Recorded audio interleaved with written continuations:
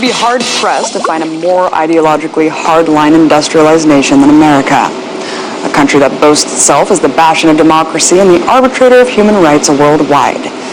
We grow up here with a visceral for certain groups and political factions that have shaped this country's history. And undoubtedly, fascism and Nazism are honed in throughout our education as the biggest threat to global peace. Studying Hitler's rise to power leaves the fear of God in every school child, who learns how quickly empires can be built and genocide executed with the right social conditioning. If there's one takeaway from even a rudimentary study of modern history, it's that Nazis were the effing worst. Yet what's never talked about is that the U.S. government swept up many of the Third Reich's most skilled scientists and put them to work right here in the U.S. of A. as part of a program known as Operation Paperclip. Yes, despite the ongoing prosecutions of high-profile Nazis, the U.S. and former Soviet Union seized the open market to recruit Nazis as security assets for the burgeoning Cold War.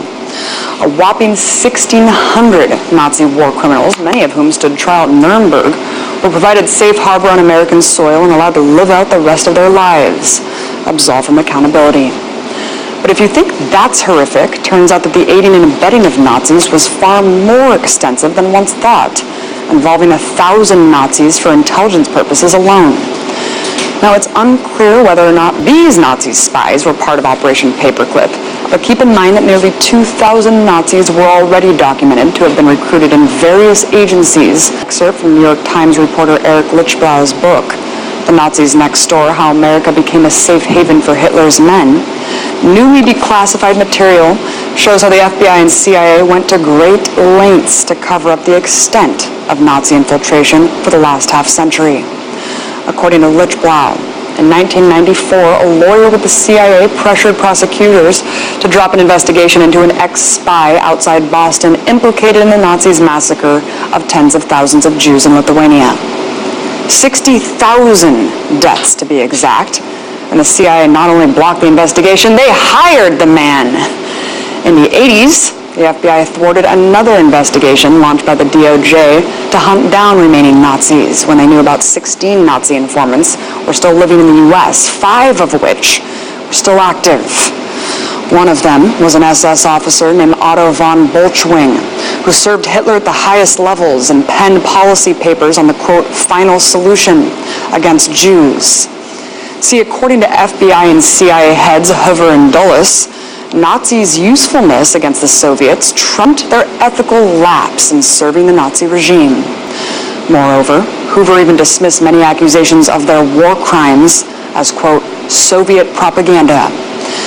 But as much as some agencies were dedicated to covering up and protecting the Nazi criminals they recruited, others were committed to expelling Nazis from the states. See, the Department of Justice had launched a Nazi hunting program under the Office of Special Investigations in 1979, responsible for classifying, denaturalizing, and expelling Nazis from the U.S. In 2006, the OSI bragged about its success in deporting Nazis, claiming to have done more in the previous 25 years than all other countries combined. And although that sounds great on paper, there was a hidden tactic they used to get the Nazis out, one that's been shrouded from public knowledge until now. According to AP documents, suspected Nazi war criminals collected millions of dollars in Social Security payments after leaving the country, and did until the day they died. A handful of Nazis are still sitting pretty, collecting hard-earned American tax dollars to this day.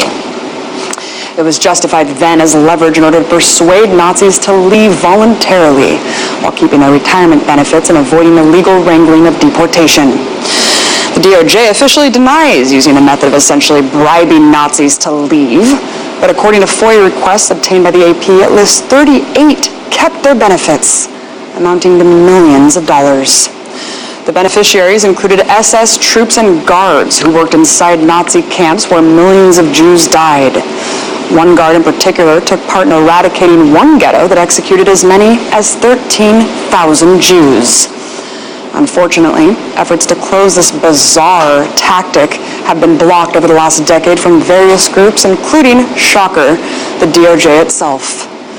according to Talking Points memo, former OSI Director Neil Schur said that the State Department put a higher priority on diplomatic niceties than holding former members of Adolf Hitler's war machine accountable. State always wraps itself in the flag. Unfortunately, it's not the American flag. Now, there are plans on introducing legislation to close the loophole once and for all. But with only about 4 remaining Nazis living off retirement benefits in 2014, the point seems moot. So, by all means, the evils and horrors of the Nazi regime should continue to be taught in history class. But until we come to terms with how this country recruited, protected, and still pay Nazis, the legacy and crimes of World War II will never be truly exposed. Thanks for watching, you guys. Be sure to follow me on Twitter at Abby Martin. Join me tomorrow when I break the set all over again.